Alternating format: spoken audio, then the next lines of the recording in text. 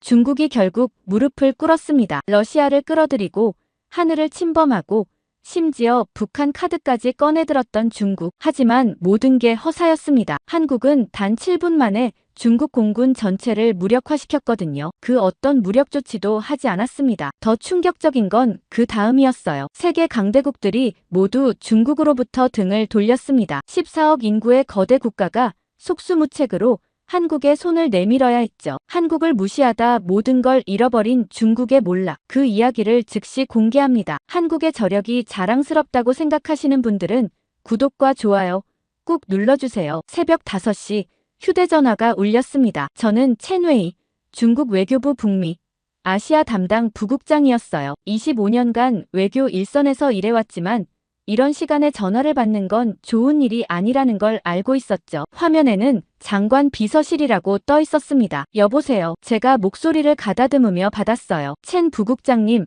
지금 당장 CNN을 켜보십시오. 비서관의 목소리가 떨리고 있었습니다. 긴급 상황입니다. 1시간 내로 외교부로 출근하셔야 합니다. 저는 침대에서 벌떡 일어났습니다. 아내가 놀라서 깼지만 설명할 겨를이 없었어요. 거실로 나가 텔레비전을 켰죠. CNN 뉴스가 떴고 화면 아래로 자막이 흘러가고 있었습니다. 미국, 한국의 핵추진 잠수함 기술 이전 승인, 역사적 결정으로 평가, 인도태평양 안보 질서 재편 예상. 저는 리모컨을 쥔 손에 힘이 들어갔습니다. 손바닥에 땀이 차는 게 느껴졌어요. 이게 무슨 소리지? 혼잣말이 새어나왔습니다. 앵커가 브리핑 영상을 소개하고 있었어요. 로이드 오스틴 국방장관이 펜타곤 브리핑룸에 서 있었죠. 양쪽에는 성조기와 한국 국기가 나란히 걸려 있었습니다. 이는 한미동맹 강화를 위한 역사적 결정입니다. 오스틴이 또박또박 말했어요. 한국은 인도태평양 지역 안보의 핵심 파트너입니다. 우리는 이 기술 이전을 통해 영내 억지력을 강화할 것입니다. 그의 말 한마디 한마디가 귀에 박혔습니다. 핵심 파트너라니. 저는 소파에 주저앉았어요. 핵추진 잠수함 기술 이전은 단순한 무기 판매가 아니었습니다. 전략 자산 공유였어요. 미국이 동맹국에게 주는 최고 수준의 신뢰 표시였죠. 영국과 호주에 이어 3번째였습니다. 그런데 한국이요. 화면이 바뀌며 분석 패널이 나왔습니다. 워싱턴의 한 싱크탱크 연구원이었어요. 50대 백인 남성이 안경을 고쳤으며 말했죠. 이는 동아시아 세력 균형의 근본적 변화를 의미합니다. 중국 입장에서는 전략적 압박이 가중되는 셈입니다. 한국이 핵추진 잠수함을 보유하면 동해는 물론 황해에서도 작전 능력이 비약적으로 향상됩니다. 저는 숨이 막히는 것 같았습니다. 그 분석이 정확했거든요. 앵커가 다시 나타나 추가 설명을 했어요. 미 국방부는 이번 결정이 18개월간의 긴밀한 협의 끝에 이뤄졌다고 밝혔습니다. 한국은 2030년까지 첫 번째 핵추진 잠수함을 진수할 계획입니다. 18개월이라고요. 저는 되뇌었습니다. 그럼 작년 초부터 이미 논의가 시작됐다는 뜻이었어요. 우리는 그 사실을 전혀 몰랐습니다. 정보망이 완전히 뚫린 거였죠. 머릿속이 복잡했습니다. 계산이 빠르게 돌아갔어요. 동해에서 한국의 작전 능력이 비약적으로 상승합니다. 일본을 견제할 수 있겠죠. 무엇보다 우리를 직접 압박할 수 있는 카드가 생긴 겁니다. 대만 해협까지 영향력을 행사할 수 있어요. 판이 완전히 바뀐 겁니다. 휴대전화가 또 울렸습니다. 이번엔 정보부 국장이었어요. 첸웨이. 이거 사전에 알고 있었나? 목소리에 다급함이 묻어났습니다. 아니요, 전혀요. 저는 솔직하게 답했어요. 우리 쪽 정보망에도 잡히지 않았습니다. 망할.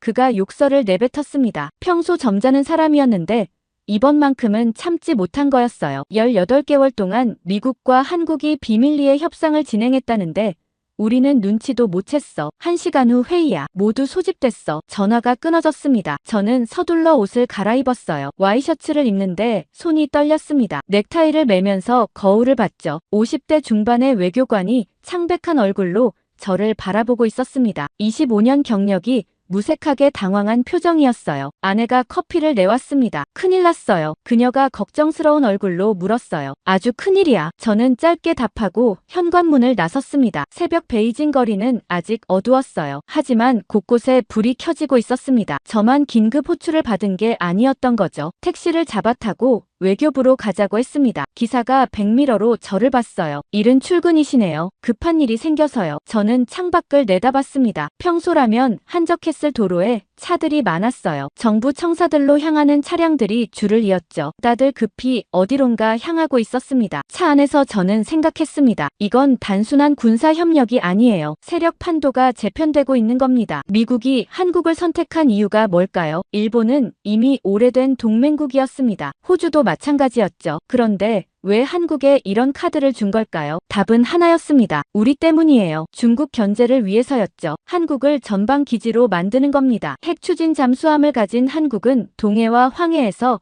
우리를 직접 압박할 수 있어요. 그리고 대만 해협까지 영향력을 행사할 수 있죠. 삼면에서 포위망이 형성되는 겁니다. 저는 주먹을 쥐었습니다. 손톱이 손바닥을 파고드는 게 느껴졌어요. 25년간 외교관으로 일하면서 이런 무력감은 처음이었습니다. 우리가 완전히 뒤처진 거였거든요. 택시가 외교부 청사 앞에 섰습니다. 거대한 건물이 새벽 어둠 속에서 우뚝 서 있었어요. 하지만 건물 안은 환하게 불이 켜져 있었죠. 이미 많은 사람들이 출근한 게 분명했습니다. 요금을 내고 차에서 내렸어요. 찬 공기가 뺨을 때렸습니다. 겨울 새벽의 베이징은 냉혹했어요. 저는 청사 입구로 걸어갔습니다. 경비원이 신분증을 확인하고 통과시켜줬어요. 평소보다 검색이 철저했습니다. 비상 상황이라는 게 느껴졌죠. 로비는 생각보다 붐볐습니다. 여러 부서 사람들이 분주하게 움직이고 있었죠. 모두 긴장한 표정이었습니다. 아는 얼굴들이 보였어요. 정보부 차관, 군사안보국 국장, 경제통상부 부국장. 평소엔 각자 다른 건물에서 일하는 사람들이었죠. 오늘은 모두 한자리에 모인 겁니다. 엘리베이터를 타고 7층으로 올라갔습니다. 문이 열리자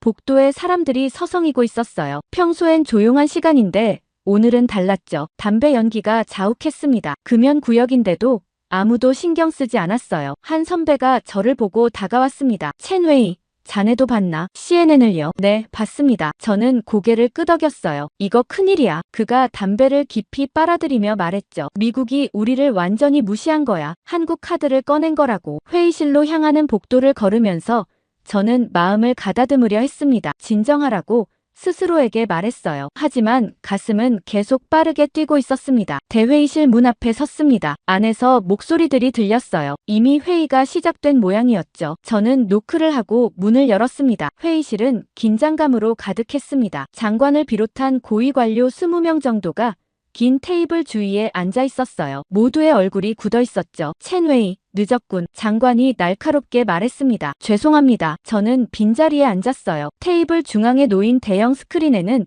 CNN 뉴스가 무음으로 흐르고 있었습니다. 화면 속에서 한국과 미국 국기가 나란히 펄럭이고 있었어요. 장관이 리모컨을 들고 화면을 가리켰습니다. 여러분, 이게 무엇을 의미하는지 이해하고 계십니까? 그의 목소리는 차갑고 무거웠어요. 미국이 한국의 핵추진 잠수함 기술을 넘겨줬습니다. 이건 단순한 동맹 강화가 아닙니다. 우리를 겨냥한 전략적 포위입니다. 회의실이 무거운 침묵에 빠졌습니다. 모두가 그 의미를 알고 있었죠. 저는 노트북을 꺼내 켰습니다. 손이 아직도 떨리고 있었어요. 장관이 계속 말했습니다. 18개월 동안 우리 정보망은 아무것도 잡아내지 못했습니다. 완전한 실패입니다. 그의 말투에 분노가 섞여 있었어요. 정보부 국장이 변명하려 했지만 장관이 손을 들어 막았죠. 지금은 변명할 때가 아닙니다. 대응 방안을 찾아야 합니다. 저는 화면을 보며 생각했습니다. 이건 단순한 군사 협력이 아니에요. 세력이 재편되고 있는 겁니다. 미국이 아시아에서 새로운 축을 만들고 있었어요. 그 중심에 한국이 서게 된 거죠. 회의실 공기가 무겁게 가라앉았습니다. 장관이 화면을 끄고 우리를 둘러봤어요. 대응 방안을 논의하겠습니다. 그가 선언했죠. 각 부서별로 의견을 내주십시오. 정보부 국장이 먼저 입을 열었습니다. 한국의 핵잠수함 보유는 우리에게 직접적 위협입니다. 그가 자료를 펼쳤어요. 동해와 황해에서의 작전 능력이 기하급수적으로 증가할 겁니다. 군사안보국 차관이 끼어들었습니다. 대만 해협까지 영향력이 미칠 수 있습니다. 이건 우리 핵심 이익에 대한 도전이에요. 저는 조용히 듣고 있었습니다. 모두가 위협만 이야기하고 있었거든요. 하지만 대응책은 아무도 내놓지 않았죠. 장관이 참모 한 명을 가리켰습니다. 미국에 항해 서한을 보냈습니까? 네. 어젯밤에 발송했습니다. 참모가 대답했어요. 하지만 회신은 아직 없습니다. 당연하죠. 저는 속으로 중얼거렸습니다. 미국은 이미 결정을 내렸어요. 우리 항해 따위 신경 쓰지 않을 겁니다. 장관이 테이블을 손가락으로 두드렸습니다. 우리에게도 카드가 필요합니다. 그가 회의실을 둘러봤어요. 한국을 압박할 방법을 찾아야 합니다. 경제통상부 부국장이 손을 들었습니다. 무역 제재를 고려해 볼 수 있습니다. 한국 기업들이 우리 시장에 크게 의존하고 있으니까요. 하지만 그건 양날의 검입니다. 다른 참모가 반박했어요. 우리 공급망도 타격을 받을 겁니다. 회의실이 다시 조용해졌습니다. 모두가 막막해하고 있었어요. 그때 장관이 저를 봤습니다. 첸웨이, 자네 생각은 어떤가? 저는 잠시 망설였습니다. 솔직하게 말해야 할까요? 하지만 이 자리에서 침묵하는 건 더 나쁜 선택이었어요. 러시아와 협력을 강화해야 합니다. 제가 조심스럽게 말했죠. 회의실 분위기가 바뀌었습니다. 여러 사람들이 저를 주목했어요. 계속하게 장관이 말했습니다. 한국은 미국에 의존하고 있습니다. 저는 설명을 이어갔어요. 하지만 우리에게는 러시아라는 카드가 있습니다. 전략적 동맹을 강화해서 한국을 압박할 수 있어요. 군사안보국 차관이 고개를 끄덕였습니다. 좋은 생각입니다. 러시아도 미국의 아시아 개입을 달갑게 여기지 않을 테니까요. 정보부 국장이 덧붙였습니다. 한반도 문제에서 러시아 카드를 활용하면 한국을 견제할 수 있습니다. 북한과의 삼각 협력도 가능하죠. 장관이 미소를 지었습니다. 처음으로 밝아진 표정이었어요. 좋아. 그 방향으로 가자. 그가 결정을 내렸죠. 러시아와의 전략 동맹을 강화합니다. 한국에 대한 공동 압박 체제를 구축하는 겁니다. 회의실 분위기가 달라졌습니다. 패배감이 사라지고 있었어요. 모두가 새로운 전략에 희망을 걸기 시작했죠. 저도 그랬습니다. 러시아 카드라면 효과가 있을 거라고 생각했어요. 참모 하나가 질문했습니다. 구체적으로 어떤 협력을 제안하시겠습니까? 군사훈련 강화부터 시작합시다. 장관이 답했어요. 동해에서 합동해상훈련을 실시하는 겁니다. 한국에 압박 신호를 보내는 거죠. 경제협력도 확대해야 합니다. 다른 참모가 덧붙였어요. 에너지 부문에서 러시아 의존도를 높이고 한국은 배제하는 겁니다. 저는 메모를 하며 듣고 있었습니다. 계획이 점점 구체화되고 있었어요. 모두가 열심히 아이디어를 내고 있었죠. 정보부 국장이 말했습니다. 다음 주 모스크바에서 안보 회담이 예정되어 있습니다. 그 자리에서 이 제안을 할 수 있을 겁니다. 완벽하군. 장관이 만족스러워했어요. 첸웨이, 자네가 가게. 준비 서류를 만들어서 보고하게. 네, 알겠습니다. 저는 대답했습니다. 가슴이 두근거렸어요. 중요한 임무를 맡게 된 겁니다. 회의가 끝나고 사람들이 하나둘 자리를 떴습니다. 복도로 나오니 분위기가 달라져 있었어요. 아까의 긴장감이 사라지고 있었죠. 한 선배가 제 어깨를 두드렸습니다. 좋은 제안이었어. 첸웨이, 러시아 카드는 확실히 효과가 있을 거야. 감사합니다. 저는 겸손하게 답했어요. 하지만 속으로는 자신감이 차오르고 있었습니다. 사무실로 돌아오는 길에 동료 몇 명이 축하한다며 다가왔습니다. 역시 첸 부국장이야. 한 명이 엄지를 치켜 세웠어요. 한국 따위 우리 상대가 안 돼. 러시아까지 끌어들이면 끝이지. 저는 웃으며 고개를 끄덕였습니다. 그들의 말이 맞다고 생각했어요. 한국은 미국 없이는 아무것도 못해요. 그리고 러시아를 우리 편으로 만들면 한국은 고립될 겁니다. 제 책상에 앉아 노트북을 켰습니다. 모스크바 회담 준비 자료를 만들어야 했어요. 러시아와의 전략 동맹 강화 방안이라는 제목으로 문서를 열었죠. 첫 페이지에 목표를 적었습니다. 한국의 핵잠수함 보유에 대한 공동 대응, 미국의 아시아 개입 견제, 한반도 문제에서 주도권 확보. 손가락이 키보드 위를 빠르게 움직였습니다. 아이디어들이 쏟아져 나왔어요. 동해 합동훈련,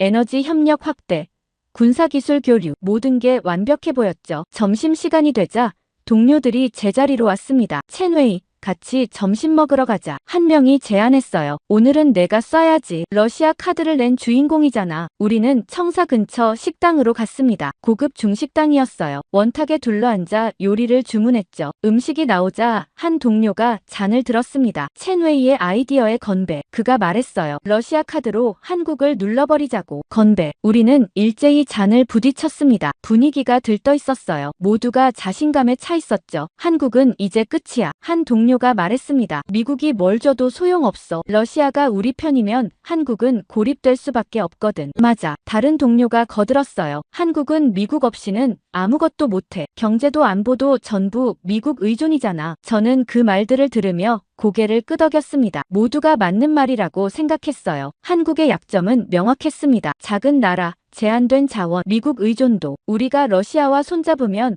한국은 어쩔 도리가 없을 거예요. 식사를 마치고 사무실로 돌아왔습니다. 오후 내내 보고서를 작성했어요. 페이지가 쌓여갔죠. 러시아와의 협력 방안, 한국 압박 시나리오, 예상 효과 분석, 모든 게 논리적이고 완벽해 보였습니다. 저녁 무렵 보고서를 완성했습니다. 총 50페이지였어요. 인쇄를 하고 제본을 했죠. 표지에 제목을 크게 적었습니다. 한국 핵잠수함 보유에 대한 대응 전략, 러시아 카드 활용 방안, 장관실로 가져갔습니다. 비서에게 전달하면서 말했어요. 긴급 보고서입니다. 장관님께서 검토하시도록 부탁드립니다. 비서가 받아들며 고개를 끄덕였습니다. 곧 전달하겠습니다. 사무실로 돌아와 창밖을 봤습니다. 베이징 시내에 불이 켜지고 있었어요. 거대한 도시가 활기차게 움직이고 있었죠. 저는 뿌듯한 마음이 들었습니다. 오늘 좋은 전략을 제시했어요. 러시아 카드는 분명 효과가 있을 겁니다. 한국은 곧 우리의 압박을 느끼게 될 거예요. 휴대전화가 울렸습니다. 장관실에서 온 문자였어요. 보고서 잘 받았습니다. 훌륭한 작업입니다. 다음 주 모스크바 출장 준비하십시오. 저는 미소를 지었습니다. 인정받은 기분이었어요. 25년 외교관 생활에서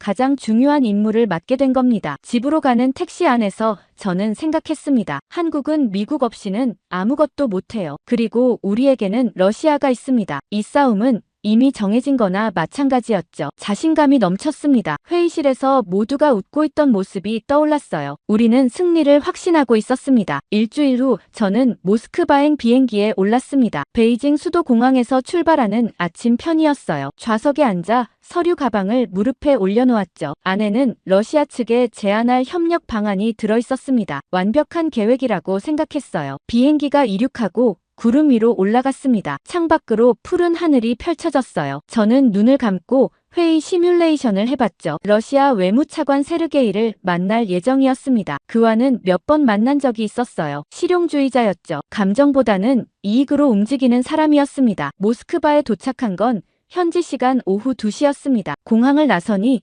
차가운 바람이 얼굴을 때렸어요. 11월의 모스크바는 벌써 겨울이었죠. 대사관에서 나온 차량이 저를 호텔로 데려다 줬습니다. 시내 중심가의 고급 호텔이었어요. 체크인을 하고 방에 들어가 짐을 풀었습니다. 내일 오전 회의 준비를 다시 점검했어요. 제안서, 데이터 자료, 예상 질문 답변까지 모든 게 준비됐죠. 저녁에 대사관 직원과 저녁 식사를 했습니다. 크렘린 근처의 러시아 식당이었어요. 보르시와 펠메니를 주문했죠. 최근 러시아 분위기는 어떻습니까? 제가 물었습니다. 직원이 숟가락을 내려놓으며 답했어요. 복잡합니다. 우크라이나 문제로 서방과의 관계가 악화돼 있죠. 그래서 아시아 쪽으로 눈을 돌리고 있습니다. 그럼 우리 제안에 긍정적일 것 같습니까? 저는 다시 물었어요. 당연하죠. 직원이 고개를 끄덕였습니다. 러시아는 중국과의 협력 강화를 원합니다. 미국 견제를 위해서라도요. 저는 안심했습니다. 모든 게 계획대로 진행될 거라고 생각했어요. 다음 날 아침 러시아 외무부 청사로 향했습니다. 거대한 스탈린식 건물이었어요. 경비 검색을 거쳐 안으로 들어갔죠. 복도는 길고 어두웠습니다. 회의실로 안내받았어요. 문을 열고 들어가니 세르게이가 이미 와 있었습니다. 첸웨이. 오랜만이군. 그가 악수를 청했어요. 러시아어 억양이 강한 중국어였죠. 만나서 반갑습니다. 저는 악수하며 답했습니다. 우리는 테이블에 마주 앉았습니다. 통역관이 옆에 자리를 잡았어요. 저는 가방에서 제안서를 꺼냈죠. 한국의 핵잠수함 보유에 대해 논의하고 싶습니다. 제가 시작했어요. 이는 영내 안정에 위협이 됩니다. 세르게이가 서류를 받아들었습니다. 천천히 넘겨보더니 고개를 들었어요. 흥미롭군요. 그가 말했습니다. 하지만 우리 입장은 조금 다릅니다. 저는 미간을 찌푸렸습니다. 다르다고요. 어떻게요? 한국의 핵잠수함 보유가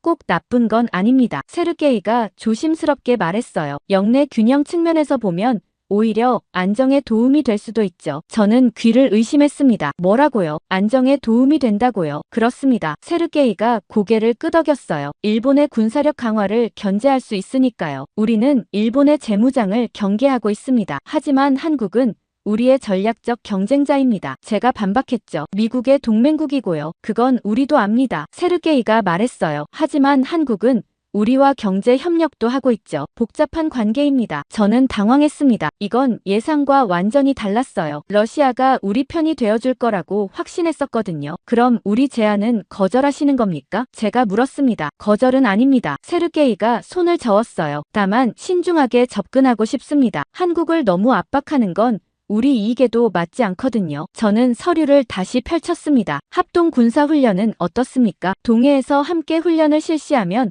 한국에 강력한 메시지를 보낼 수 있습니다. 세르게이가 잠시 생각하더니 말했습니다. 그건 고려해 볼 수 있습니다. 하지만 규모는 제한적이어야 할 겁니다. 한국을 자극하고 싶지 않거든요. 저는 답답함을 느꼈습니다. 이게 무슨 동맹입니까? 러시아는 우리 제안에 미온적이었어요. 회의는 2시간 동안 이어졌습니다. 하지만 아무런 합의도 이루지 못했어요. 세르게이는 계속 신중한 접근을 강조했죠. 회의가 끝나고 악수를 나눴습니다. 오늘 논에 감사합니다. 세르게이가 말했어요. 우리 쪽에서도 검토해보겠습니다. 저는 고개를 끄덕이며 회의실을 나왔습니다. 복도를 걸으며 주먹을 쥐었어요. 이건 실패였습니다. 러시아 카드가 생각만큼 강력하지 않았던 거예요. 대사관 차량이 저를 호텔로 데려다 줬습니다. 차 안에서 저는 멍하니 창밖을 봤어요. 모스크바 시내가 흘러갔지만 눈에 들어오지 않았죠. 호텔방에 돌아와 장관에게 전화를 걸었습니다. 어떻게 됐나? 장관이 물었어요. 좋지 않습니다. 저는 솔직하게 보고했어요. 러시아가 우리 제안에 미온적입니다. 한국을 자극하고 싶지 않다고 하더군요. 장관이 한숨을 쉬는 소리가 들렸습니다. 그럼 합의는 이루어지지 않은 건가? 네, 그렇습니다. 저는 대답했어요. 그들은 신중한 접근을 원합니다. 전화가 끊어졌습니다. 저는 침대에 앉아 생각했어요. 뭐가 잘못된 걸까요? 우리 계획은 완벽했습니다. 러시아는 당연히 우리 편이 될 거라고 생각했어요. 하지만 현실은 달랐죠. 이틀 후 베이징으로 돌아왔습니다. 공항에서 곧장 외교부로 갔어요. 장관이 저를 기다리고 있었죠. 보고하게. 그가 차갑게 말했습니다. 저는 모스크바 회의 내용을 상세히 설명했어요. 세르게이의 반응, 러시아의 입장, 우리 제안에 대한 거부감, 모든 걸 솔직하게 말했죠. 장관의 얼굴이 점점 굳어갔습니다. 그럼 러시아 카드는 쓸모없다는 건가? 그가 물었어요. 저는 대답하기 어려웠습니다. 완전히 쓸모없는 건 아닙니다. 제가 조심스럽게 말했어요. 다만 우리가 기대했던 것만큼 강력하지는 않습니다. 장관이 책상을 손바닥으로 쳤습니다. 자네가 러시아 카드를 제안했잖나. 그게 해결책이라고 했어. 죄송합니다. 저는 고개를 숙였어요. 제 판단이 잘못됐습니다. 나가보게. 장관이 손을 저었습니다. 더 이상 볼 얼굴이 없어. 사무실로 돌아오는 복도가 길게 느껴졌습니다. 동료들이 저를 보며 수군거렸어요. 모스크바 회의가 실패했다는 소문이 이미 퍼진 거였죠. 제 책상에 앉았습니다. 컴퓨터를 켰지만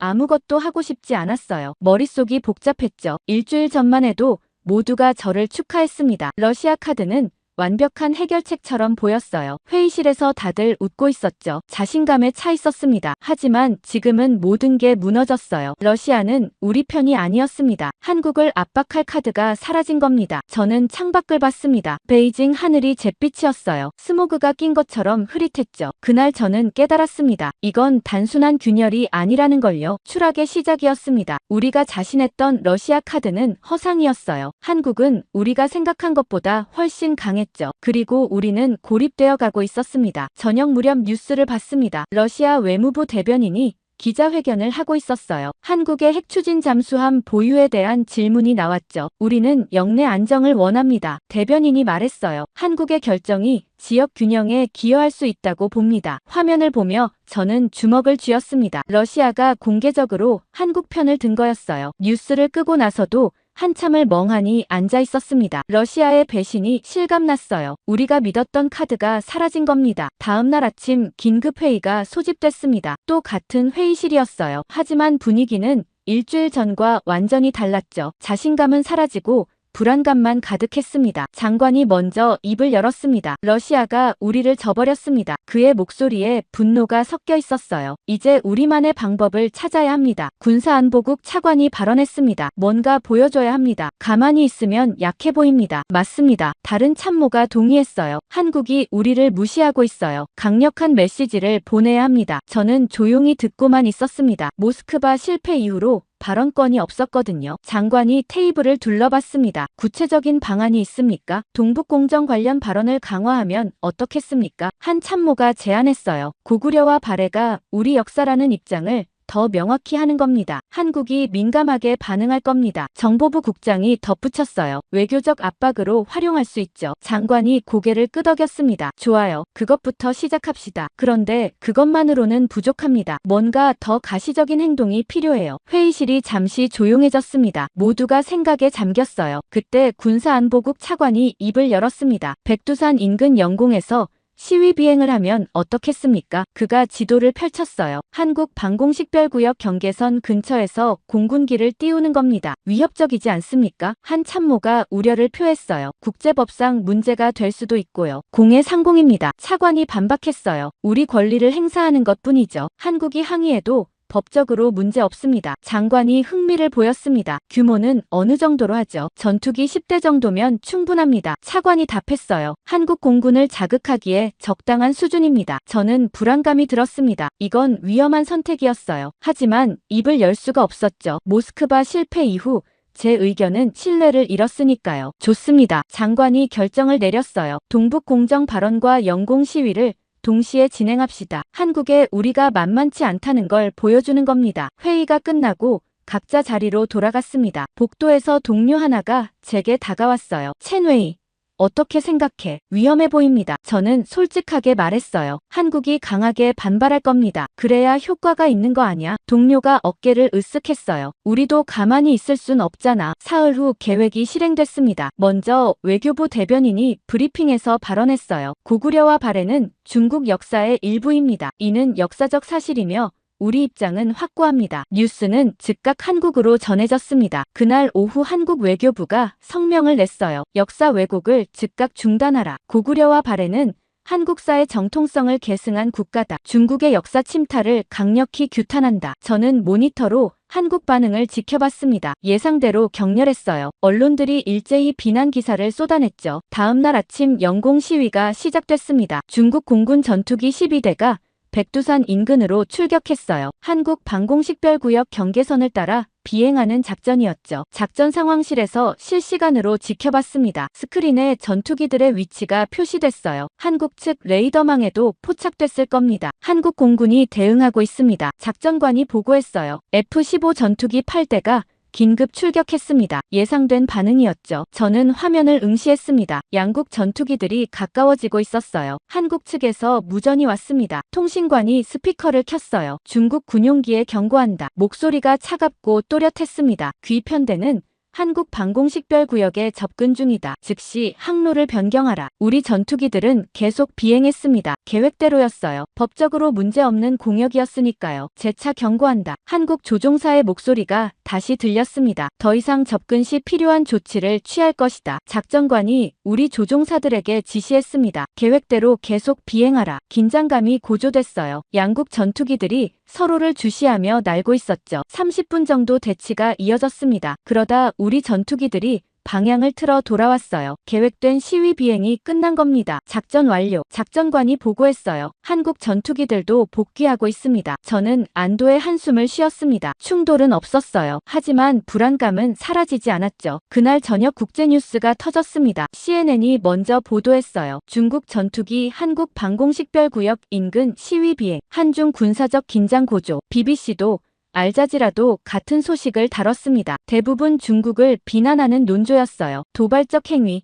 지역 불안정 야기, 한국 주권 침해 시도, 국제 여론이 우리에게 불리했습니다. 다음 날 한국 정부가 공식 항의를 보냈습니다. 주중 한국 대사관에서 외교 문서가 전달됐어요. 저는 그 문서를 검토해야 했죠. 중국의 동북공정 발언과 영공 침범 시도를 강력히 규탄한다. 문서는 명확했어요. 역사를 조작하고 하늘을 침범했다. 주권을 건드리면 대화 대신 대응이 있을 뿐이다. 마지막 문장이 인상적이었습니다. 협박이 아니라 경고였어요. 오후에 한국 외교관과의 면담이 잡혔습니다. 상대는 박지현이라는 이름의 여성 외교관이었어요. 서류상으로는 1급 서기관이었지만 실제 영향력은 그 이상으로 보였죠. 회의실에서 그녀를 기다렸습니다. 문이 열리며 30대 후반으로 보이는 여성이 들어왔어요. 정장 차림에 단정한 인상이었죠. 하지만 눈빛이 예사롭지 않았습니다. 박지현입니다. 그녀가 먼저 인사했어요. 첸 웨이입니다. 저도 악수를 청했습니다. 악수하는 손이 단단했어요. 우리는 테이블을 사이에 두고 마주 앉았습니다. 박지현이 서류를 꺼내 펼쳤어요. 단도직입적으로 말씀드리겠습니다. 그녀가 시작했죠. 중국의 최근 행동은 용납할 수 없습니다. 저는 준비된 답변을 꺼냈습니다. 우리는 정당한 권리를 행사했을 뿐입니다. 역사적 사실을 언급하고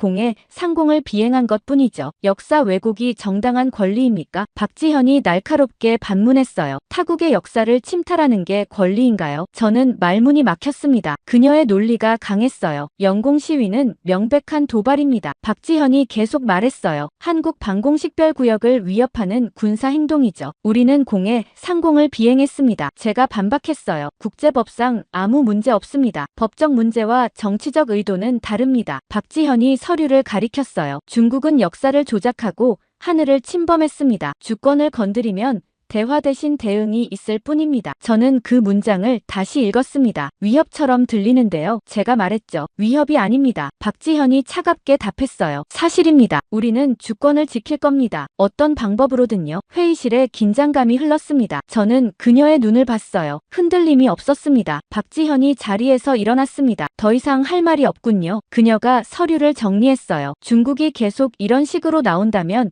우리도 대응할 겁니다. 면담이 끝났습니다. 박지현이 나가고 나서 저는 한참을 앉아 있었어요. 과민한 나라. 저는 짧게 웃으며 속으로 중얼거렸습니다. 하지만 그 웃음이 자신있게 나오지 않았어요. 보여줄 필요가 있겠군. 마음속으로 다짐했죠. 사무실로 돌아와 보고서를 작성했습니다. 한국의 반응은 예상보다 강경하다고 적었어요. 하지만 우리가 물러서면 안 된다고도 썼죠. 그날 저녁 뉴스에서 한국 국방부 브리핑이 나왔습니다. 중국의 도발에 단호히 대응할 것이다. 대변인이 말했어요. 우리 영공과 주권을 지키는데 주저하지 않을 것이다. 저는 화면을 보며 생각했습니다. 이건 시작일 뿐이었어요. 한국의 강경한 반응에도 베이징 분위기는 바뀌지 않았습니다. 오히려 더 공격적으로 변했어요. 일주일 후 또다시 긴급 군사회의가 소집됐죠. 이번엔 인민해방군 장성들까지 참석했습니다. 회의실에 들어서니 이미 열기가 뜨거웠어요. 국방부 차관과 공군 사령관이 지도를 펼쳐놓고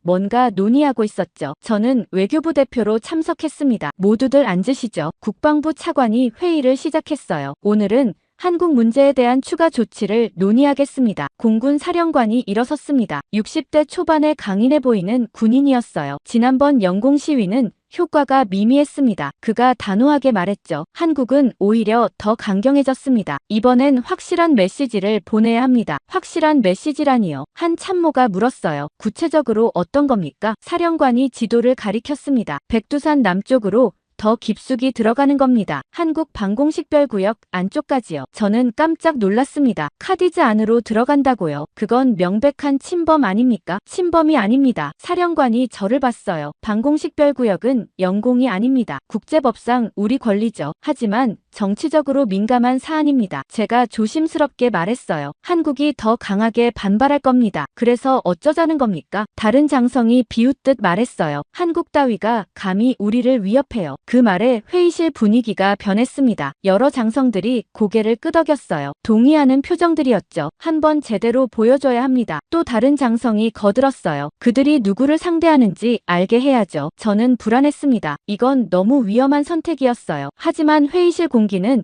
이미 결정된 것 같았죠. 전자전 장비도 활용합시다. 공군 사령관이 제안했어요. 레이더 교란을 시도하는 겁니다. 한국 측 탐지 능력을 무력화시키면서요. 그건 더 위험합니다. 제가 반대했어요. 명백한 공격 행위로 해석될 수 있습니다. 공격이 아니라 경고용입니다. 사령관이 단호하게 말했죠. 우리 능력을 보여주는 것뿐이에요. 저는 더 말하고 싶었습니다. 하지만 장성들의 표정을 보니 입을 열 수가 없었어요. 모두가 강경책을 원하고 있었죠. 국방부 차관이 정리했습니다. 그럼 다음 주에 작전을 실행하겠습니다. 규모는 전투기 15대, 전자전기 2대, 백두산 남쪽 카디즈 내부로 진입합니다. 외교부 의견은요? 그가 저를 봤어요. 저는 잠시 망설였습니다. 반대해야 할까요? 하지만 이미 분위기는 정해져 있었어요. 신중하게 접근하시기 바랍니다. 제가 애매하게 말했어요. 한국의 반응을 예의주시해야 할 겁니다. 그 정도는 우리도 압니다. 한 장성이 코웃음 쳤어요. 걱정 마십시오. 그들은 대응할 능력조차 없을 겁니다. 회의가 끝나고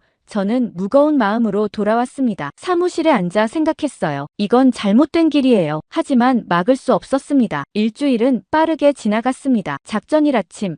저는 다시 군 작전 상황실로 소집됐어요. 실시간으로 작전을 모니터링하기 위해서였죠. 상황실 스크린에는 동해 상공 지도가 떠 있었습니다. 우리 전투기들의 위치가 실시간으로 표시되고 있었어요. 편대 이륙 완료. 작전관이 보고했습니다. 백두산 방향으로 비행 중입니다. 예상 진입 시간 15분 후. 저는 화면을 응시했습니다. 손에 땀이 차는 게 느껴졌어요. 한국 측 레이더가 우리를 포착했습니다. 다른 작전관이 알렸어요. 긴급 출격 준비 중인 것 같습니다. 당연한 반응이었죠. 15분 후 우리 전투기들이 카디즈 경계선에 도달했습니다. 잠시 멈춰 있더니 그대로 진입했어요. 한국 측에서 경고 무전이 왔습니다. 통신관이 스피커를 켰죠. 중국 군용기에 최후 경고한다. 목소리가 이전보다 더 차갑고 날카로웠습니다. 즉각 항로를 변경하라. 계속 진입 시 격추를 불사할 것이다. 격추라는 단어에 상황실이 긴장했습니다. 하지만 사령관은 태연했어요. 계속 진행하라. 그가 명령했습니다. 전자전 장비 활성화. 전자전기가 작동을 시작했습니다. 한국 측 레이더를 교란하는 전파를 쏘기 시작한 거죠. 한국 공군 F-15 6대 긴급 출격. 작전관이 보고했어요. 우리 편대를 향해 고속 접근 중입니다. 화면에서 양측 전투기들이 가까워지고 있었습니다. 거리가 점점 좁혀졌어요. 50km,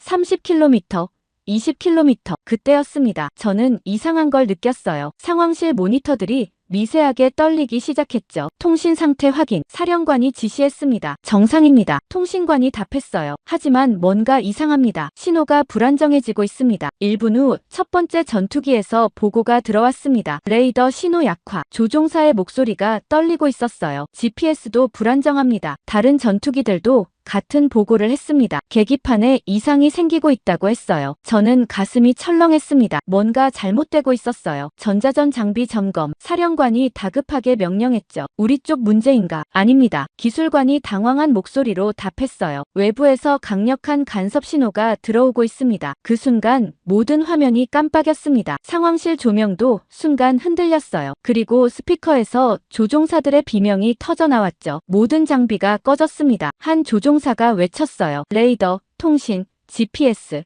다 먹통입니다. 다른 조종사들도 같은 보고를 했습니다. 계기판이 전부 꺼졌다고 했어요. 시스템이 완전히 멈춘 거였죠. 상황실이 혼란에 빠졌습니다. 작전관들이 각자 화면을 확인하며 소리쳤어요. 하지만 아무도 원인을 파악하지 못했죠. 저는 화면을 응시했습니다. 우리 전투기 신호들이 하나씩 사라지고 있었어요. 레이더에서 지워지는 거였죠. 긴급 복구. 사령관이 소리쳤습니다. 백업 시스템 가동해. 기술관들이 키보드를 두드렸습니다. 하지만 소용없었어요. 모든 시스템이 무반응이었죠. 그때 저는 깨달았습니다. 그들이 우릴 지워버렸다. 속으로 중얼거렸어요. 한국이 역으로 전자전을 펼친 겁니다. 그것도 우리보다 훨씬 강력한 수준으로요. 7분이 지났습니다. 가장 긴 7분이었어요. 상황실은 침묵에 빠졌죠. 모두가 화면만 바라보고 있었습니다. 그러다 갑자기 시스템이 되살아났습니다. 화면에 다시 신호들이 나타나기 시작했어요. 통신 복구. 통신관이 외쳤습니다. 조종사들과 연결됩니다. 스피커에서 조종사들의 목소리가 들렸습니다. 모두 당황해 있었어요. 무슨 일이었습니까? 뭔가에 당한 겁니까? 상황 보고. 사령관이 명령했어요. 편대는 무사합니다. 한 조종사가 답했습니다. 하지만 7분간 모든 시스템이 마비됐습니다. 현재 작전 해역을 이탈해 복귀 중입니다. 이탈이라고요? 사령관이 되물었어요. 누가 명령했습니까? 아무도 명령하지 않았습니다. 조종사가 답했죠. 하지만 계기가 다 꺼진 상태에서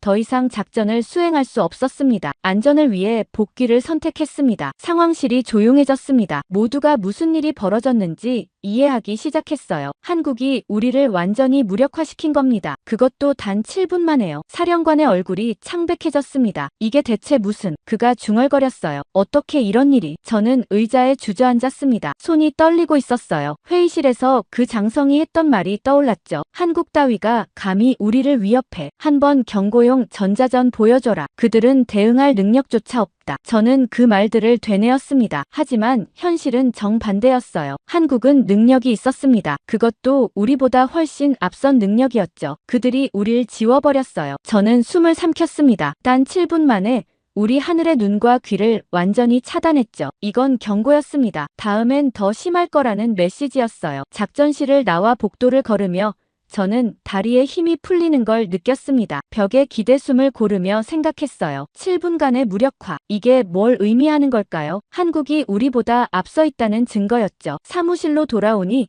동료들이 수군거리고 있었습니다. 소식이 이미 퍼진 거였어요. 모두가 충격에 빠진 표정이었죠. 첸웨이, 정말입니까? 한 동료가 다가왔어요. 한국이 우리 전투기들을 무력화시켰다는 게 사실입니다. 저는 고개를 끄덕였어요. 7분간 모든 시스템이 멈췄습니다. 그 말에 동료의 얼굴이 굳었습니다. 어떻게 그런 일이? 기술 수준이 우리보다 앞선 겁니다. 제가 답했죠. 우리가 과소평가했어요. 책상에 앉아 컴퓨터를 켰습니다. 뉴스를 검색했어요. 아직 외부에는 알려지지 않은 것 같았죠. 하지만 곧 터질 거였습니다. 그날 오후 긴급 보고서를 작성했습니다. 장관에게 제출할 문서였어요. 한국의 전자전 능력 평가라는 제목을 붙였죠. 키보드를 두드리며 저는 객관적으로 분석하려 했습니다. 한국은 고도의 전자전 기술을 보유하고 있다. 우리 예상을 크게 뛰어넘는 수준이다. 이는 장기간 준비된 것으로 보인다. 미국의 기술 지원 가능성도 배제할 수 없다. 보고서를 완성하고 인쇄했습니다. 장관실로 가져가려는데 비서실에서 연락이 왔어요. 내일 오전 회의에서 보고하라는 지시였죠. 집으로 돌아가는 택시 안에서 휴대전화를 확인했습니다. 뉴스 알림이 떠 있었어요. 로이터 통신 속보였죠. 러시아 외무부, 한국과 기술 협력 강화 발표. 저는 화면을 다시 봤습니다. 잘못 본 건가 싶었어요. 하지만 분명했죠. 러시아가 한국과 손잡는다는 내용이었습니다. 기사를 열어 읽었습니다. 러시아 외무부 대변인이 오늘 브리핑에서 발표했다. 한국과의 기술 협력을 대폭 강화할 것이라고. 에너지, 우주항공, 첨단 제조 분야에서 공동 프로젝트를 추진한다. 양국 관계가 새로운 단계로 진입한다고 강조했다. 저는 휴대전화를 쥔 손에 힘이 들어갔습니다. 러시아가 완전히 돌아선 거였어요. 우리가 아니라 한국을 선택한 겁니다. 택시에서 내려 집으로 들어갔습니다. 아내가 저녁을 준비하고 있었어요. 오늘도 힘들었어요. 그녀가 물었습니다. 힘들었어. 저는 소파에 주저앉았어요. 아주 힘든 하루였어. 뉴스를 켰습니다. 이미 러시아, 한국 협력 소식이 메인으로 나오고 있었어요. CCTV 앵커가 담담하게 보도했죠. 러시아가 한국과의 기술 협력 강화를 발표했습니다. 양국은 여러 분야에서 전략적 파트너십을 구축할 예정입니다. 화면에 러시아 외무부 대변인이 나왔습니다. 한국은 중요한 협력 파트너입니다. 그가 말했어요. 우리는 상호 이익을 위해 관계를 심화시킬 것입니다. 저는 리모컨을 꽉 쥐었습니다. 몇 주 전만 해도 러시아는 우리 편이 될 거라고 확신했었어요. 모스크바까지 가서 제안했었죠. 하지만 지금은 완전히 달라졌습니다. 다음 날 아침 회의는 무거운 분위기였습니다. 장관을 비롯한 고위 관료들이 모두 굳은 표정이었어요. 러시아 소식을 다들 알고 있었죠. 첸웨이, 보고하게. 장관이 저를 가리켰습니다. 저는 일어나 준비한 자료를 펼쳤어요. 러시아가 한국과의 협력을 공식화했습니다. 제가 시작했죠. 기술, 에너지, 우주 분야에서 전략적 파트너십을 맺었습니다. 이유가 뭔가? 한 참모가 물었어요. 왜 갑자기 한국을 선택한 겁니까? 한국의 기술력 때문입니다. 저는 설명했어요. 특히 반도체,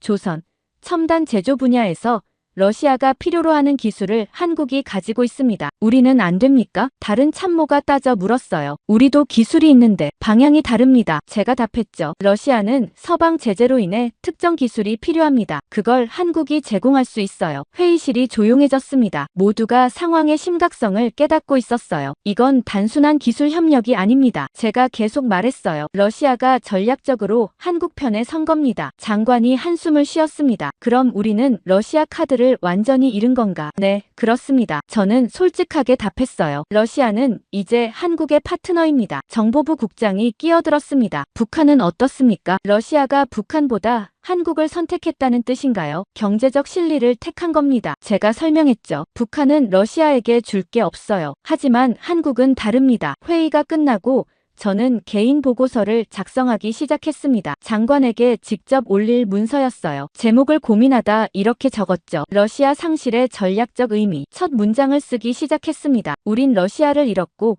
한국은 러시아를 얻었다. 손가락이 멈췄습니다. 이 한 문장이 모든 걸 설명하고 있었어요. 계속 써 내려갔죠. 이는 단순한 외교적 실패가 아니다. 전략적 고립의 시작이다. 러시아는 우리의 마지막 카드였다. 이제 한국을 압박할 수단이 사라졌다. 더 심각한 건 국제사회의 시각이다. 러시아마저 한국을 선택했다는 사실이 의미하는 바가 크다. 중국의 영향력이 약화되고 있다는 신호로 읽힐 것이다. 보고서를 완성하는데 2시간이 걸렸습니다. 마지막 문장을 적었어요. 우리는 고립되어 가고 있다. 이를 인정하고 전략을 재검토해야 한다. 인쇄를 하고 봉투에 넣었습니다. 장관 친전이라고 표시했죠. 비서실에 전달하면서 말했어요. 긴급 보고서입니다. 가능한 빨리 장관님께 전달 부탁드립니다. 사무실로 돌아오는 길에 화장실에 들렀습니다. 거울을 봤어요. 피곤한 얼굴이 저를 바라보고 있었죠. 몇 주 사이에 늙은 것 같았습니다. 책상에 앉아 인터넷을 검색했습니다. 러시아 한국 협력 뉴스가 전 세계로 퍼지고 있었어요. 서방 언론들은 긍정적으로 보도했죠. 한국의 외교적 승리라고 평가했습니다. 반면 우리 언론은 조용했어요. 사실만 담담하게 보도할 뿐이었죠. 논평을 피하고 있었습니다. 저녁 무렵 장관실에서 연락이 왔습니다. 보고서 받았다는 메시지였어요. 하지만 다른 말은 없었죠. 집으로 가는 길에 생각했습니다. 몇 주 전 우리는 자신만만했어요. 러시아 카드가 있다고 믿었죠. 한국 따위 문제 없다고 생각했습니다. 하지만 모든 게 무너졌어요. 러시아는 우리를 버렸습니다. 한국은 생각보다 강했고요. 우리는 계속 잃고 있었죠. 택시 안에서 휴대전화로 뉴스를 계속 확인했습니다. 새로운 기사가 떴어요. 한국 외교부 브리핑이었죠. 러시아와의 협력은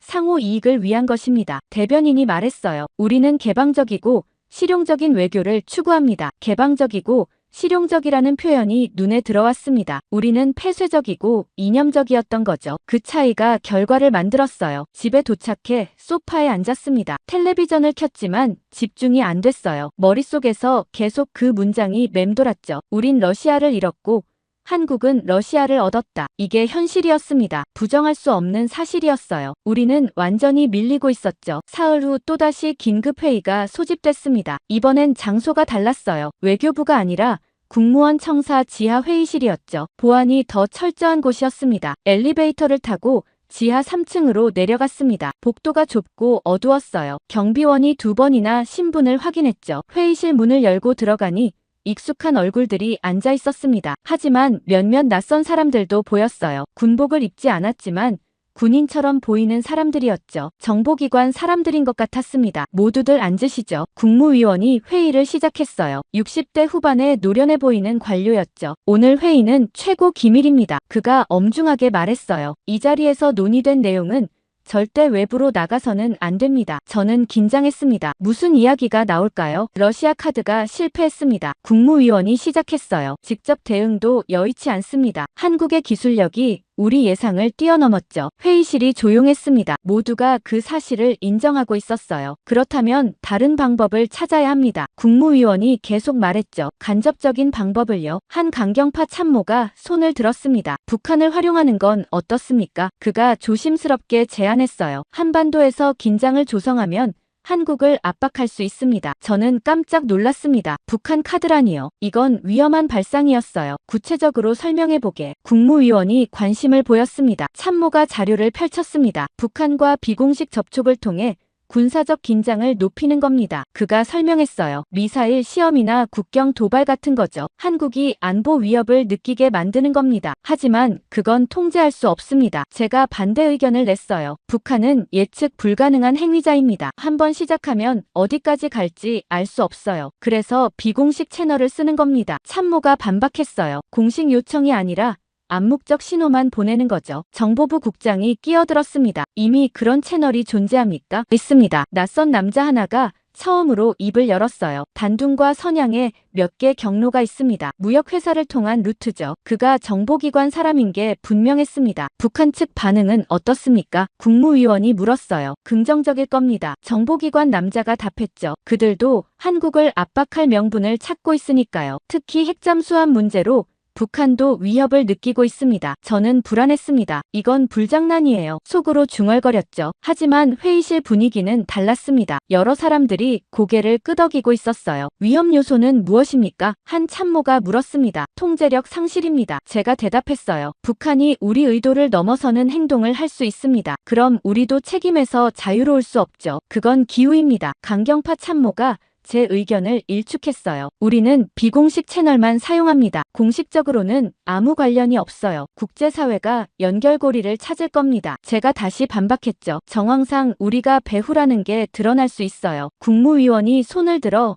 우리를 제지했습니다. 두 의견 모두 일리가 있습니다. 그가 정리했어요. 하지만 우리에게 선택지가 많지 않은 것도 사실입니다. 회의실이 다시 조용해졌습니다. 저는 주위를 둘러봤어요. 대부분 강경파 쪽으로 기울고 있는 것 같았죠. 시범적으로 접촉해봅시다. 국무위원이 결정을 내렸어요. 소규모로 신호를 보내는 겁니다. 북한의 반응을 보고 다음 단계를 결정하죠. 정보기관 남자가 고개를 끄덕였습니다. 알겠습니다. 그가 말했어요. 이번 주 내로 단둥 채널을 통해 접촉하겠습니다. 외교부 입장은요? 국무위원이 저를 봤습니다. 저는 조심스럽게 말했습니다. 신중하게 접근해야 합니다. 이건 양날의 검이에요. 잘못하면 우리만 다칠 수 있습니다. 기록해두겠습니다. 국무위원이 차갑게 말했어요. 하지만 진행은 계속됩니다. 회의가 끝나고 밖으로 나왔습니다. 복도에서 한 동료가 제게 다가왔어요. 첸웨이, 너무 소극적인 거 아니야? 그가 낮은 목소리로 말했죠. 지금은 뭐라도 해야 할 때야. 이건 불장난입니다. 저는 단호하게 답했어요. 북한을 이용하는 건 위험해요. 통제할 수 없어요. 그래도 가만히 있을 순 없잖아. 동료가 답답해했습니다. 한국한테 계속 밀리기만 할 거야. 저는 더 이상 말하지 않았습니다. 엘리베이터를 타고 지상으로 올라왔어요. 밝은 햇살이 눈부셨지만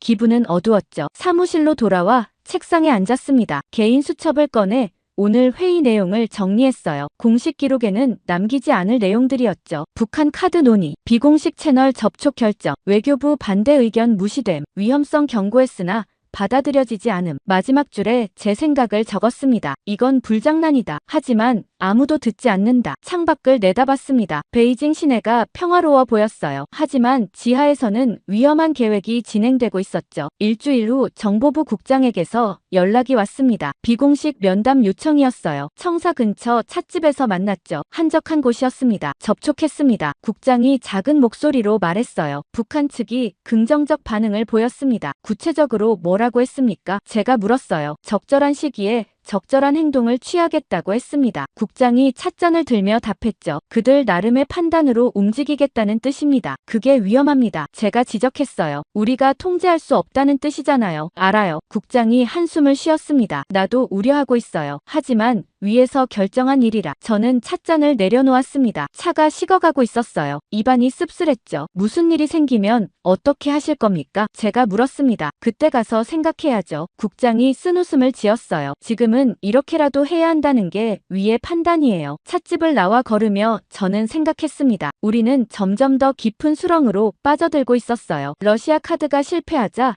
직접 도발을 시도했죠. 그것도 실패하자 이제는 북한을 이용하려 합니다. 하지만 이건 가장 위험한 선택이었어요. 그날 밤 집에서 뉴스를 봤습니다. 아직 북한 쪽에서는 아무 움직임이 없었어요. 하지만 곧 뭔가 터질 거라는 예감이 들었죠. 저는 수첩에 한 줄을 더 적었습니다. 불장난은 이미 시작됐다. 이제 불이 어디까지 번질지 지켜봐야 한다. 북한 접촉 이후 이틀이 지났습니다. 아직 북한 측에서 가시적인 움직임은 없었어요. 하지만 베이징 분위기는 묘하게 긴장돼 있었죠. 뭔가 터지기 직전 같은 느낌이었습니다. 그날 아침 출근하자마자 비상 연락이 떨어졌습니다. 장관실로 즉시 오라는 지시였어요. 급히 엘리베이터를 타고 올라갔죠. 장관실 문을 열고 들어가니 이미 몇 명이 모여 있었습니다. 정보부 국장, 경제통상부 차관, 그리고 미국 담당 국장이었어요. 모두 굳은 표정이었죠. 앉게. 장관이 말했습니다. 목소리가 평소보다 더 낮았어요. 큰일 났어. 저는 자리에 앉으며 물었습니다. 무슨 일입니까? 트럼프가 직접 나섰습니다. 미국 담당 국장이 태블릿을 건넸어요. 화면에는 트위터 게시물이 떠 있었죠. 중국이 한국을 계속 괴롭히면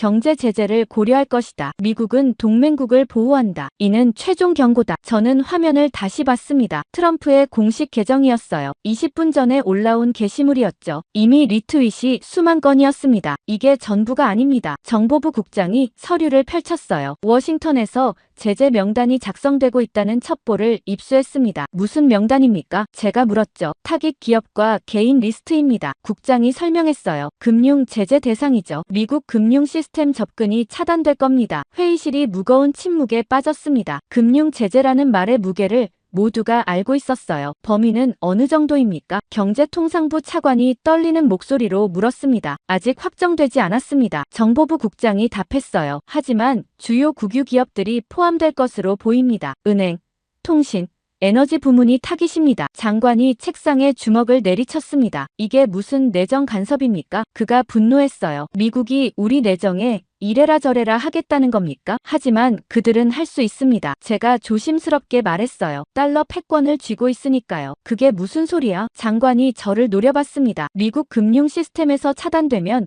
국제거래가 어려워집니다. 경제통상부 차관이 설명했어요. 달러 결제를 못하게 되면 우리 기업들이 타격을 받습니다. 얼마나 큰 타격입니까? 장관이 물었죠. 차관이 계산기를 두드렸습니다. 주요 국유 기업 10곳만 제재받아도 연간 수천억 달러 손실입니다. 그가 답했어요. 민간 기업까지 확대되면 경제 전체가 흔들립니다. 저는 손에 땀이 차는 걸 느꼈습니다. 이건 우리가 예상한 것보다 훨씬 심각했어요. 러시아 때문에 이미 긴장한 상황인데 미국까지 나선 겁니다. 백악관 공식 입장은 나왔습니까? 제가 물었습니다. 아직입니다. 미국 담당 국장이 답했어요. 하지만 국무부에서 브리핑을 준비 중입니다. 오늘 오후에 발표될 겁니다. 우리 대응은요? 장관이 저를 봤습니다. 어떻게 해야 하나? 저는 잠시 생각했습니다. 솔직하게 말해야 할까요? 하지만 이 상황에서 거짓말은 더 위험했어요. 미국의 총보다 무서운 건 그들의 금융입니다. 제가 천천히 말했어요. 군사적 위협은 막을 수 있지만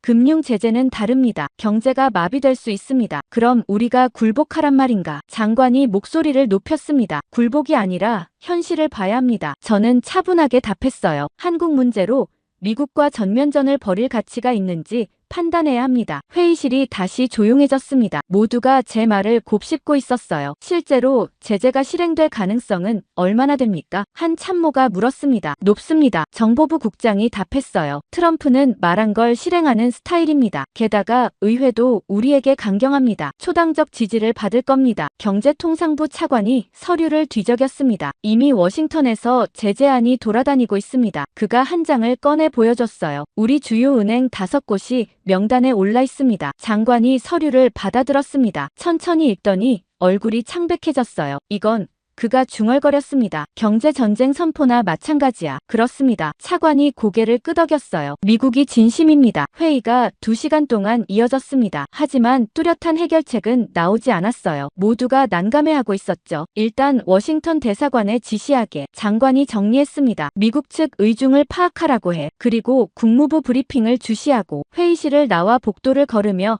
저는 생각했습니다. 상황이 점점 악화되고 있었어요. 러시아를 잃고 직접 도발도 실패하고 이제는 미국의 경고까지 받았죠. 사무실로 돌아오니 동료들이 웅성거리고 있었습니다. 트럼프 트윗 소식이 이미 퍼진 거였어요. 첸웨이, 이거 심각한 거야. 한 동료가 다가왔습니다. 미국이 정말 제재할까? 가능성이 높아 보입니다. 저는 솔직하게 답했어요. 트럼프는 빈말을 하지 않으니까요. 그날 오후 미국 국무부 브리핑이 시작됐습니다. 저는 컴퓨터로 생중계를 지켜봤어요. 대변인이 단상에 섰습니다. 중국의 최근 행동들을 우려하고 있습니다. 그가 준비된 성명을 읽었어요. 한국에 대한 부당한 압박, 역사 왜곡, 군사적 도발, 이는 용납할 수 없습니다. 미국은 동맹국을 보호할 것입니다. 필요하다면 경제적 수단도 활용할 것입니다. 이는 경고가 아니라 약속입니다. 마지막 문장이 귀에 박혔습니다. 약속이라는 단어요. 기자들이 질문을 쏟아냈습니다. 구체적인 제재 내용은 무엇입니까? 한 기자가 물었어요. 현재 검토 중입니다. 대변인이 답했죠. 하지만 금융 부문이 포함될 것입니다. 중국 주요 기업들의 달러 거래가 제한될 수 있습니다. 시기는 언제입니까? 다른 기자가 물었습니다. 중국의 행동 변화에 달려 있습니다. 대변인이 말했어요. 한국에 대한 압박을 멈추면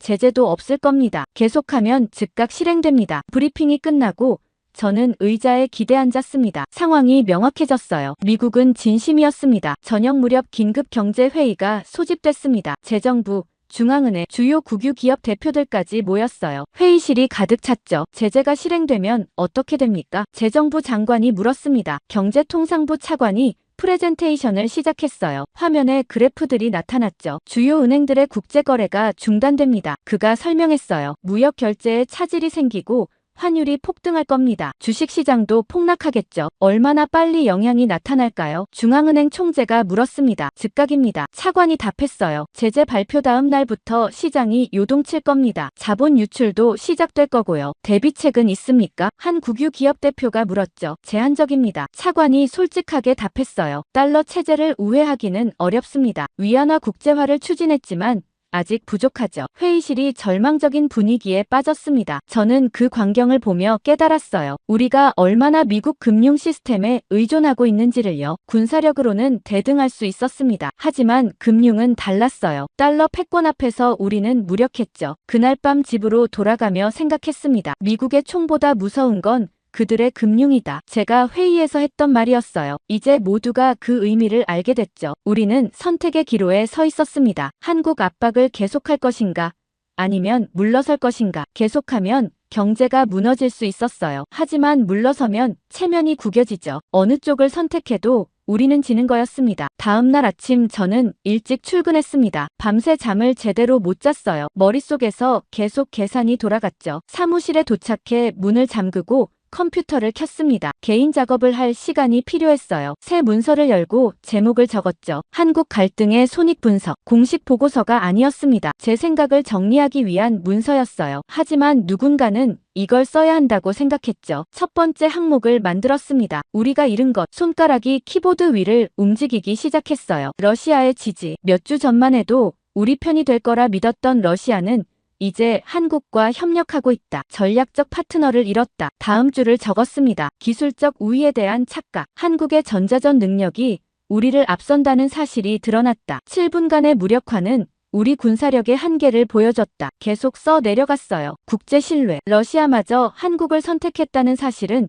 국제사회에 신호를 보냈다. 중국의 영향력이 약화되고 있다는 신호였다. 손을 멈추고 화면을 봤습니다. 벌써 3가지였어요. 그리고 이게 전부가 아니었죠. 미국과의 관계 악화, 금융 제재 위협을 받고 있다. 실행되면 경제가 흔들린다. 달러 체제에서 배제되는 건 감당하기 어렵다. 마지막 항목을 추가했습니다. 체면과 위신, 연이은 실패로 강대국 이미지에 금이 갔다. 러시아 배신, 전자전 패배, 미국 경고, 모두가 우리 약점을 드러냈다. 저는 의자에 기대 한숨을 쉬었습니다. 잃은 게 너무 많았어요. 두 번째 항목을 만들었습니다. 우리가 얻은 것. 키보드 앞에 손을 올려놓았지만 움직이지 않았어요. 뭘 얻었을까요? 한참을 생각했습니다. 그리고 억지로 한 줄을 적었죠. 없음. 정말 아무것도 얻은 게 없었습니다. 한국을 압박하려다 오히려 우리가 밀렸어요. 세 번째 항목을 만들었습니다. 우리에게 남은 것. 이건 조금 더 쉬웠습니다. 시장. 중국은 여전히 거대한 시장이다. 한국 기업들도 우리 시장에 의존한다. 이건 우리의 레버리지다. 다음 줄을 적었어요. 제조 능력. 우리는 세계의 공장이다. 공급망에서 여전히 중요한 위치를 차지한다. 완전히 배제되기는 어렵다. 그리고 마지막 항목을 추가했습니다. 체면. 손가락이 멈췄습니다. 체면이 남은 것일까요? 아니면 지킬 것일까요? 저는 다시 생각했어요. 체면은 자산인가? 부채인가? 한참을 고민하다 한 문장을 적었습니다. 체면은 숫자가 아니다. 손익표에 남지 않는다. 그 문장을 쓰고 나니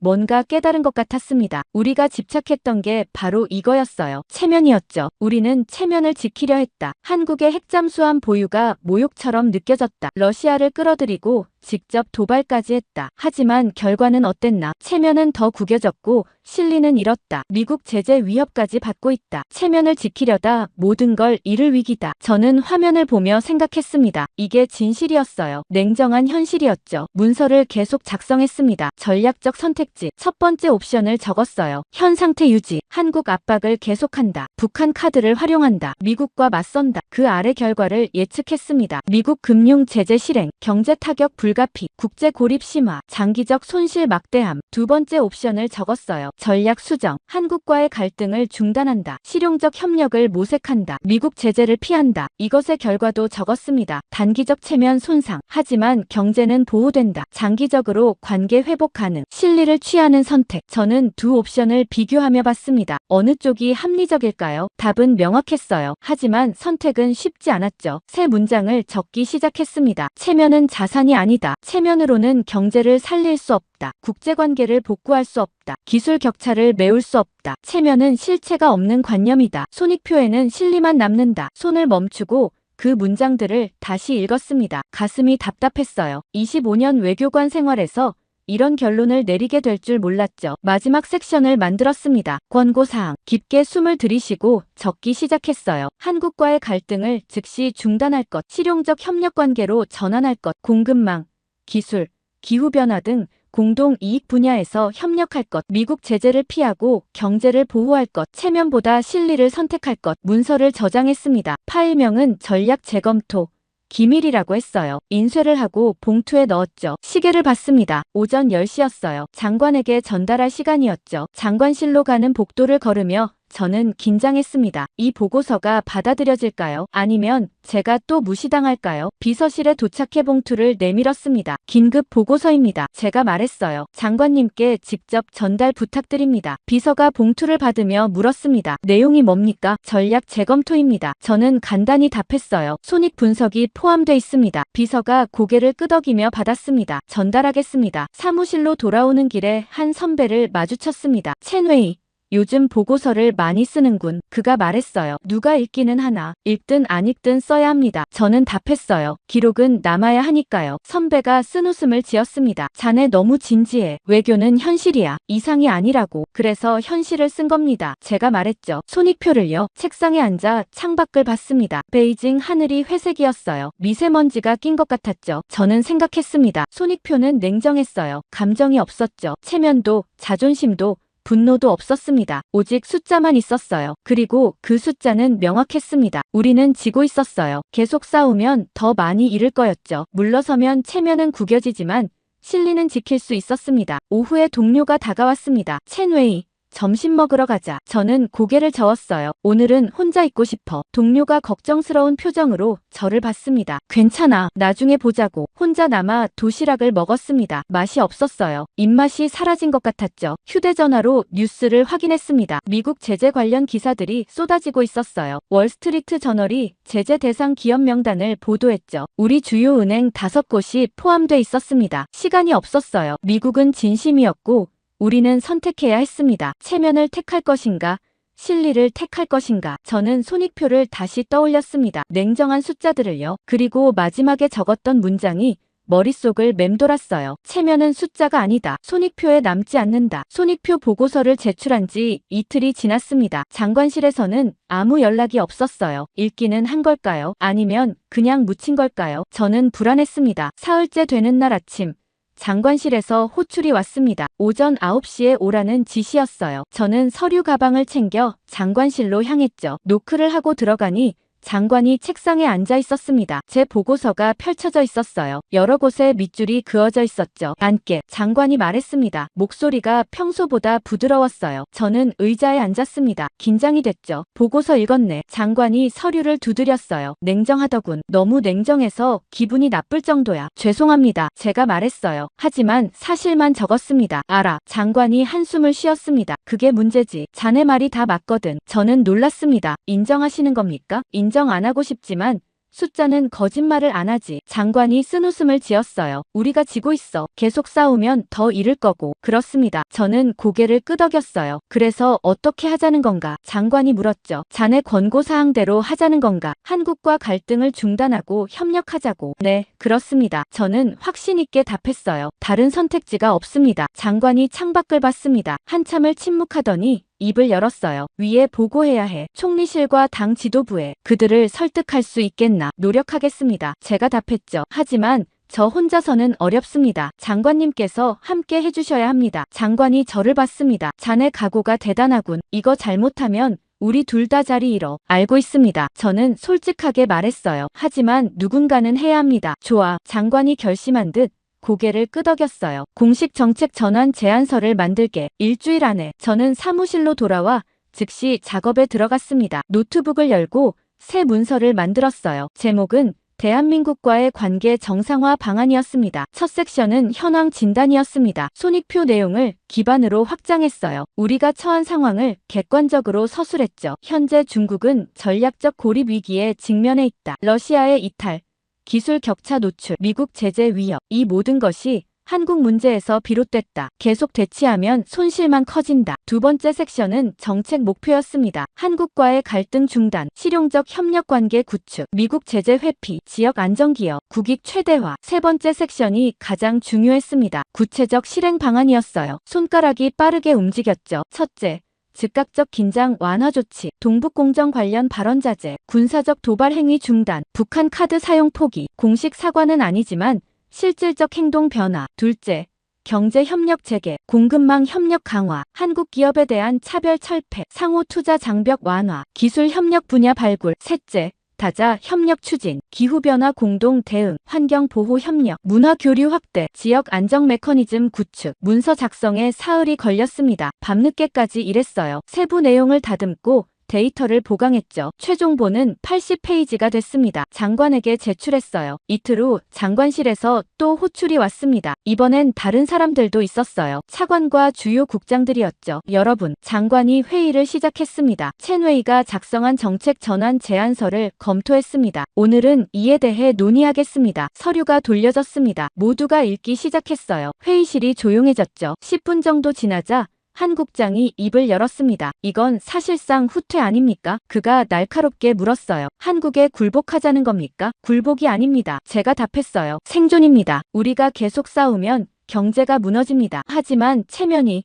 국장이 따져 물었죠. 체면은 숫자가 아닙니다. 제가 단호하게 말했어요. 손익표에 남지 않습니다. 경제가 무너지면 체면도 의미 없어요. 회의실이 술렁였습니다. 제 말이 도발적으로 들렸나 봐요. 첸웨이 말이 맞습니다. 차관이 끼어들었어요. 미국 제재가 실행되면 우리 은행들이 타격받습니다. 국제거래가 막히면 경제 전체가 흔들려요. 그럼 대안이 뭡니까? 다른 국장이 물었습니다. 그냥 손 놓고 있자는 겁니까? 손 놓는 게 아닙니다. 제가 설명했어요. 전략을 바꾸는 겁니다. 대결에서 협력으로요. 그게 우리한테 이익이에요. 한국이 받아들일까요? 한 참모가 의문을 제기했어요. 그들도 우리를 불신할 텐데 진정성을 보여줘야 합니다. 장관이 답했어요. 말이 아니라 행동으로요. 실질적 변화를 먼저 실행하는 겁니다. 논의가 2시간 동안 이어졌습니다. 찬반 의견이 팽팽했어요. 하지만 점점 현실론이 힘을 얻어갔죠. 투표를 하겠습니다. 장관이 정리했어요. 이 제안을 상부에 보고할지 결정합시다. 손을 들어주십시오. 찬성이 과반을 넘었습니다. 저는 안도했어요. 첫 관문을 통과한 겁니다. 일주일 후 총리실 회의가 열렸습니다. 저도 장관과 함께 참석했어요. 총리와 당 고위 간부들 앞에서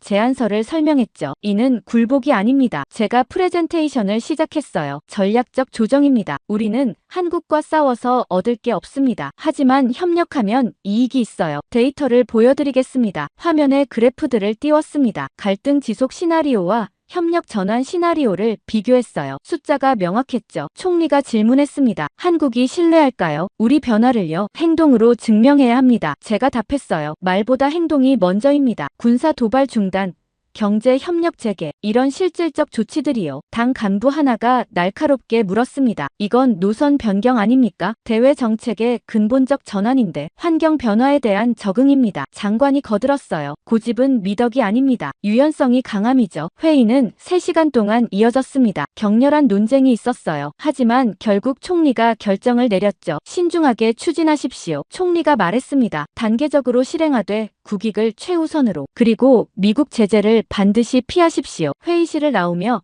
장관이 제 어깨를 두드렸습니다. 잘했네. 첫걸음을 뗐어. 하지만 아직 멀었습니다. 제가 말했어요. 실행이 더 어려울 겁니다. 알아. 장관이 고개를 끄덕였어요. 하지만 우리가 해야 해. 사무실로 돌아와 동료들에게 결과를 알렸습니다. 승인됐어. 정책 전환이 공식화됐어. 동료들의 반응은 엇갈렸습니다. 일부는 안도했지만 일부는 불만스러워 보였어요. 저는 창밖을 봤습니다. 베이징 하늘이 조금 맑아진 것 같았어요. 물론 착각일 수도 있었죠. 하지만 희망처럼 느껴졌습니다. 체면보다 현실을 선택했어요. 자존심보다 생존을요. 이제 실행만 남았죠. 정책 전환 승인 이후 일주일이 지났습니다. 구체적인 실행 계획을 수립하는 시간이었어요. 저는 실무팀을 이끌게 됐죠. 매일 회의가 이어졌습니다. 어떻게 톤을 바꿀 것인가, 어떤 신호를 먼저 보낼 것인가, 모든 게 중요했어요. 한 발 잘못 디디면 역효과가 날 수 있었으니까요. 그날 오후 외교부 브리핑룸에서 첫 신호가 나갔습니다. 대변인이 단상에 섰어요. 기자들이 카메라를 들이댔죠. 중국은 지역 평화와 안정을 중시합니다. 대변인이 준비된 성명을 읽었어요. 우리는 모든 이웃 국가들과 공동 번영을 추구합니다. 대화와 협력이 갈등보다 낫다고 믿습니다. 공동 번영이라는 단어가 핵심이었습니다. 이전에는 쓰지 않던 표현이었어요. 미묘하지만 분명한 변화였죠. 한국과의 관계는 어떻습니까? 한 기자가 질문했습니다. 한국은 중요한 이웃입니다. 대변인이 답했어요. 우리는 실용적이고 건설적인 관계를 원합니다. 양국 모두의 이익이 되는 협력을 추구하겠습니다. 저는 사무실에서 생중계를 지켜봤습니다. 떨리는 마음이었어요. 이 메시지가 어떻게 받아들여질까요? 브리핑이 끝나고 30분 후 한국 언론 반응이 나왔습니다. 조심스럽게 긍정적이었어요. 중국 톤 변화. 대화 가능성 열려. 연합뉴스 속보였죠. 저는 안도의 한숨을 쉬었습니다. 일단 첫 반응은 나쁘지 않았어요. 하지만 국내 반응은 달랐습니다. 보수 성향 인사들이 반발했어요. 온라인 댓글들이 쏟아졌죠. 굴욕 외교다. 한국에 졌다. 체면을 버렸다. 비난이 거셌습니다. 저는 그 댓글들을 읽으며 착잡했어요. 이해는 했습니다. 감정적으로는 분할만 했죠. 하지만 현실은 냉정했어요. 우리는 선택해야 했습니다. 이틀 후 구체적 조치들이 시작됐습니다. 먼저 동북공정 관련 발언이 중단됐어요. 정부 관계자들에게 지침이 내려갔죠. 고구려와 발해 언급을 자제하라고요. 군사작전도 조정됐습니다. 한국 방공식별구역 근처 비행이 줄어들었어요. 긴장을 높이는 행동들을 피하기 시작했죠. 경제 부문에서도 변화가 있었습니다. 한국 기업에 대한 비공식 규제가 완화됐어요. 통관 절차가 빨라졌고 투자 승인도 수월해졌죠. 한 주가 지나자 한국 측 반응이 왔습니다. 외교부 대변인 브리핑이었어요. 저는 또다시 생중계를 켰죠. 중국의 최근 조치들을 주목하고 있습니다. 한국 대변인이 말했어요. 긍정적 변화라고 평가합니다. 우리도 건설적으로 화답할 것입니다. 저는 모니터를 보며 미소 지었습니다. 통했어요. 우리 신호가 전달된 겁니다. 그날 오후 장관이 저를 불렀습니다. 첸웨이, 잘하고 있네. 그가 드물게 칭찬했어요. 한국 측 반응이 긍정적이야. 아직 시작입니다. 제가 조심스럽게 말했어요.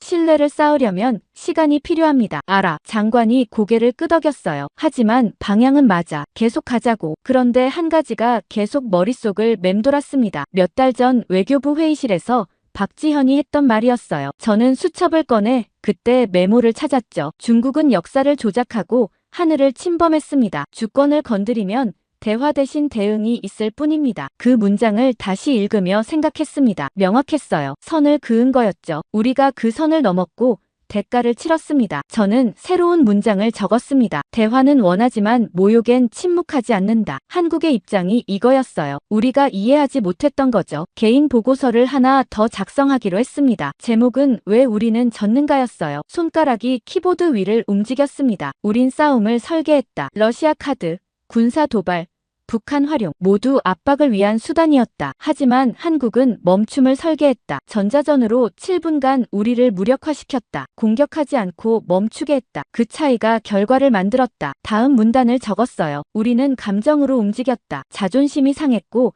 체면을 지키려 했다. 한국은 전략으로 움직였다. 준비된 능력으로 선을 그었다. 감정은 전략을 이길 수 없다. 마지막 문단이었습니다. 싸우지 않는 자가 이긴다. 한국은 우리를 파괴할 수 있었다. 7분간 완전히 무력화시켰으니까. 하지만 하지 않았다. 그저 멈추게만 했다. 그게 진짜 힘이었다. 우리는 너무 늦게 깨달았다. 보고서를 저장하고 인쇄했습니다. 개인 기록으로 남길 문서였어요. 공식 보고서는 아니었죠. 하지만 진실이었습니다. 일주일 후 당 지도부 회의가 열렸습니다. 정책 전환 경과를 보고하는 자리였어요. 장관과 함께 참석했죠. 현재까지 순조롭습니다. 장관이 보고했어요. 한국과의 긴장이 완화되고 있습니다. 미국 제재 위협도 수그러들었고요. 총리가 물었습니다. 체면 문제는 어떻게 관리하고 있습니까? 공동 번영이라는 프레임을 사용하고 있습니다. 제가 답했어요. 굴복이 아니라 전략적 조정으로 포장하고 있습니다. 실제로도 그게 맞고요. 국내 여론은요? 다른 간부가 물었죠. 반발이 있습니다. 장관이 솔직하게 답했어요. 하지만 경제 지표가 안정되면서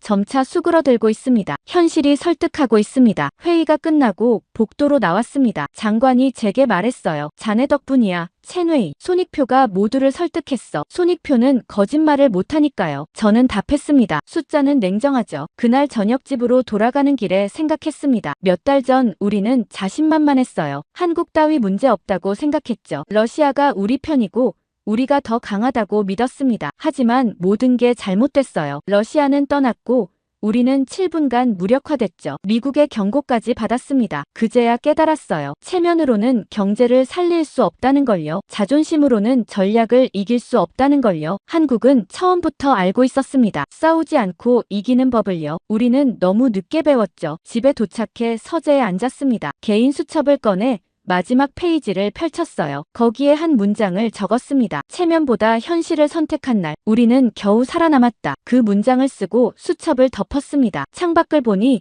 베이징 밤하늘에 별이 보였어요. 오랜만에 맑은 밤이었죠. 저는 그 별들을 보며 생각했습니다. 우리는 싸워서 잃었고 그들은 멈춰서 얻었어요. 이제 다시 시작해야 했습니다. 이번엔